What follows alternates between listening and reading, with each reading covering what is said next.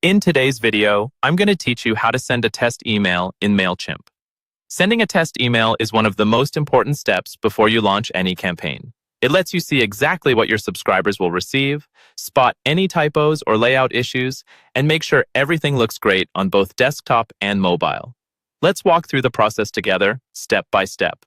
First, log in to your Mailchimp account using your usual login details. Once you're signed in, look at the main navigation menu and click on Campaigns.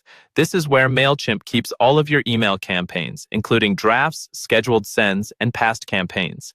Next, we want to find the specific campaign you're working on. Click on All Campaigns to see the full list. From here, look for the draft campaign you want to test. It should be labeled as a draft, and you can usually recognize it by the name you gave it. When you find it, click on that draft to open up the campaign builder. Inside the campaign, you'll see a checklist-style layout with different sections, such as recipients, from, subject, and content. For sending a test email, we're going to focus on the content section, because that's where your actual email design lives. In the content section, click on Edit Design. This will open the email editor where you can see and customize your layout, text, images, and links. Once the editor is open and your email design is visible, move your attention to the top right corner of the screen.